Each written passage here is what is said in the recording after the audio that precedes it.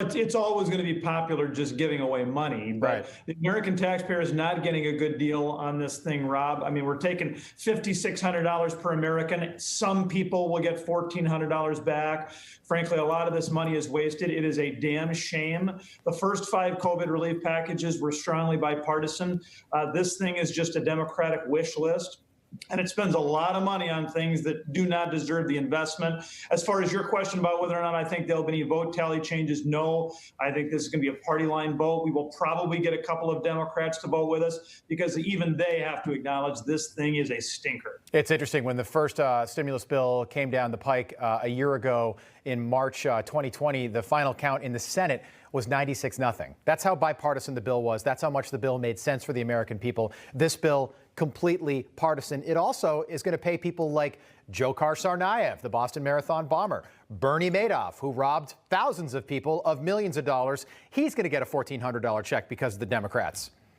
This is what blind partisanship gets us. I mean, Republicans have offered a number of amendments throughout this process in regular order. I mean, in the committee level, not just show amendments, things that really would improve the bill. Those amendments were rejected and rejected and rejected. Republicans wanted to deny convicted felons those checks, but the Democrats would not go along. Joe Biden has been a very busy man, even though we don't see much of him, certainly not in the press room. He's yet to hold a briefing. H.R. 1 did pass last week in the House. It is a clear goal of trying to federalize elections starting in 2022. Were you surprised that there wasn't, more coverage of H.R. 1, particularly with some of the other networks and maybe some of the left-leaning newspapers? You didn't hear anything about it other than it passed. Yeah, that's right. I mean, frankly, there are a lot of folks on my side of the aisle, the Republicans, who, we can get plenty of outrage by Dr. Seuss. And I admit there's lots ridiculous about the Dr. Seuss storyline. Right. But we cannot take our eyes off the real issues that are taking place before our very eyes, which is that Joe Biden, who seems like a perfectly nice guy, is not governing as a moderate. He is not governing with, searching for unity. I mean, he is perfectly happy to push H.R. 1, which would federalize elections. Yeah. And, oh, by the way, would take hard-earned dollars from the federal treasury and give them to politicians so that they could pay for their TV ads, not at a 1-to-1 match, but at a 6-to-1 match. I think if people really understood all of the terribleness within the COVID package, within H.R. 1, within all of these other bills, they would be outraged. It's really scary. Since you brought up Dr. Seuss, by the way, you can buy Mein Kampf right now on eBay, but you can't buy 6 Dr. Seuss books. It's a slap in the face to so many people. Yesterday, Pepe Le Pew was apparently canceled, along with Speedy Gonzalez. A week ago, it was the Muppets. How disturbing is it that we live in America where this is becoming normalized? I mean, next week it's going to be Elmo, Mickey Mouse, and we're just going to keep going. Well, I think the concerning fact isn't where we're at now. I mean, listen, I like Pepe Le Pew. Yeah, it's certainly not the end of the world if he gets canceled. I wish he hadn't been. What's more scary than any of that, though, is that we're not stopping. It's not like, oh, they've conquered this hill and now we're done with the political correctness. They are going to keep pushing and they're going to keep driving. And you're right. Who knows what's next? To me, it is just ridiculous. I mean, Americans are hardy, tough folk. I don't care what color you are. I don't care how old you are. You come from tough stock. We should be able to handle a little bit of levity, a little bit of Speedy Gonzalez now and then. Yeah. I know you're a married man. When I was courting my wife, I'm an old-fashioned guy. Chivalry still exists in my book. I didn't look to a cartoon skunk for tips and pointers on how to try to win my wife over. I just think it's ridiculous. Andrew Cuomo, and you're a congressman from South Dakota, but I've got to ask you about Andrew Cuomo. It's one of these stories that comes along every now and again where it's all consuming.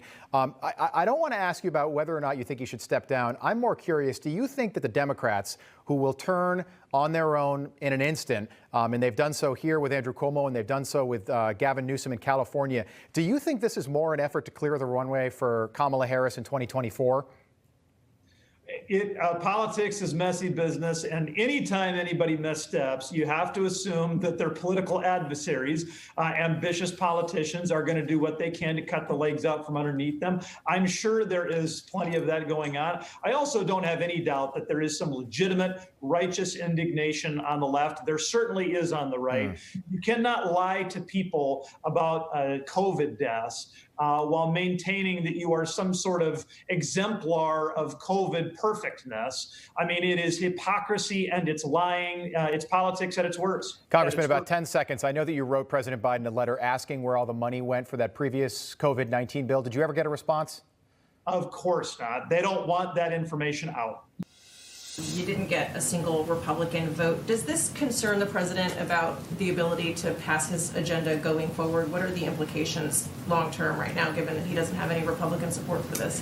Well, first, the door of the Oval Office remains open to bipartisan work, and I expect he will continue to work with and reach out to Democrats, of course, but also Republicans about ways to work together. And he's had a number of bipartisan meetings, even in the last few weeks, a couple on infrastructure, on cancer. He feels certainly is a path forward, but we're also not going to allow bipartisanship to be defined by one zip code. In fact, many of the Republicans who voted against this are outliers and are against the grain of what the people in their own districts supported.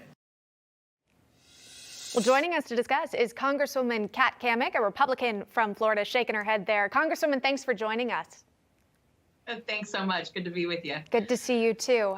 Let's get to exactly what's in the bill, because as we know, millions of low to middle income Americans, they're expected to receive $1,400 checks once the bill is signed. That's been something that seems to receive strong support from all Americans across party lines. But Americans might not realize where the rest of the money is going. Part of the bill includes money to fill the majority of the $650 million budget hole in Nancy Pelosi's hometown of San Francisco. That's just one item in the bill. Why is it included? You know, and that's a great question. Why does less than 9% of this $1.9 trillion COVID relief package go to actual COVID relief? And why are $650 million going to bail out San Francisco? Oh, I'll tell you why. It's because that's Nancy Pelosi's hometown. And she would never put anything on the floor for a vote that didn't benefit her or her hometown directly. And you talk about the comment that Jen Psaki made. I mean, give me a break. I'm not going to hold my breath for anything bipartisan coming out of that White House. I mean, were any of the 50-plus executive orders bipartisan? And can we just go back to the fact that last year, every single COVID relief package that came to the floor was bipartisan. Even when Nancy Pelosi was holding it up, she eventually had to come to the table, and it was bipartisan. But there was none of this pork-filled garbage that was in there, foreign aid, stuff going to the humanities and the arts for things that are closed, bailouts for blue states. This is insane. And, you know, I saw a great comment the other day from a young man who had voted for President Biden. And he said, you know, they're dropping bombs in Syria right now, and those bombs are pretty expensive for a guy who owes me $2,000. I thought that was pretty apropos for these voters who are now feeling that Biden remorse that they're seeing playing out in front of them. And the thing that I tell folks is not only does this package have nothing to do with COVID relief, they're getting a $1,400 check today, but the cost of the debt that each family will assume tomorrow is $14,000. That is a terrible deal. I don't care if you're Republican or Democrat. We can all agree that a $1,400 check in exchange for owing the government $14,000 is an awful deal. So again, just more garbage coming out from Speaker Pelosi and Biden. This isn't a COVID relief package. It wasn't when we voted on it in the House. It wasn't when it went to the Senate, and now it's coming back. We still don't have language, so I expect that as we dig through it today and tomorrow, there's going to be lots more little nuggets in there that we're going to have to fight against. Yeah, it'll be interesting to see exactly what's in it. We know in the Senate it was read aloud, so perhaps everyone who was listening in would be able to have a better idea as to where all that money is going. I know you yourself are a freshman member in the House, and you say you're not so optimistic that there could be a bipartisan support with bills going forward. Is there any Democrat lawmaker that gives you hope that potentially people could come together and find solutions in a bipartisan manner?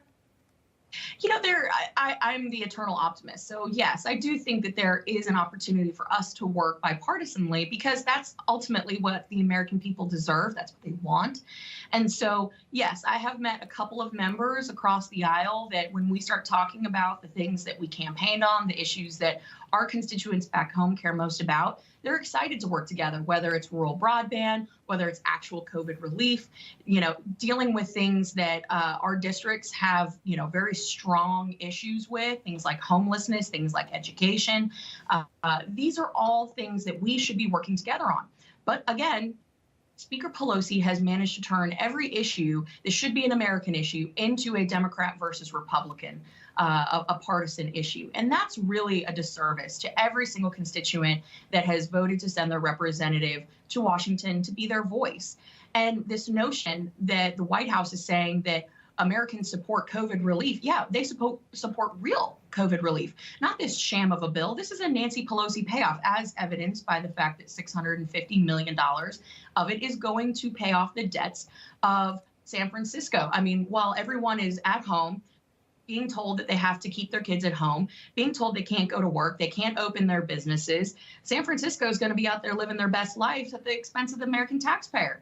This is crazy. When are we going to put our foot down and say enough is enough? Well, this isn't the only bill that you've been vocal about. Also speaking out about the Democrats' so-called police reform bill. And you've mentioned some of your concerns publicly about this bill and what it really aims to achieve here. What are your greatest concerns about what this bill could do? Well, I think last week it was pretty clear where I stood when it came to this so-called Justice and Policing Act. I brought my husband's SWAT vest from our district and I put it on the House floor because ultimately what this bill does is it strips critical life-saving equipment off the backs of our men and women in law enforcement. Now, I've heard people say, oh, no, that's not true. We don't strip any money out of the bill. Actually, you redirect the funding. That is what this bill does. It redirects funding to other groups like the NAACP or the ACLU. I've talked with every sheriff and police chief in my district, and they have all said this is a sham. It gets rid of qualified immunity, which will lead to officers second-guessing themselves in the field. We'll see more officer fatalities. They say that it bans chokeholds, but let's be honest, chokeholds haven't been employed in law enforcement. They're not supposed to be employed in law enforcement as of a decade ago, at least in the state of Florida. And when you can't engage a person, when you can't engage a criminal that is trying to take your life, you're left with no option but to draw your weapon. And law enforcement is taught when you draw your weapon, you do it for terminal reasons because you are in fear for your life. So when I took my husband's SWAT vest to the floor and showed it to them, I could not believe that when I'm showing them what is this bill is going to do to men and women who put their lives on the line every day, the Democrats, again, made this a political issue, claiming that this doesn't do that. It's going to make our communities less safe. It is going to hurt the recruitment and retention of officers that are currently serving. And we are already seeing with the attack on law enforcement from these past few years that there are so many people that are opting not to go into this field because of the attack on first responders and law enforcement. So it's a sham. We can do better. If you really want to support police, if you really want better relations in the community between law enforcement and your hometown, fully fund the police. It's not that hard.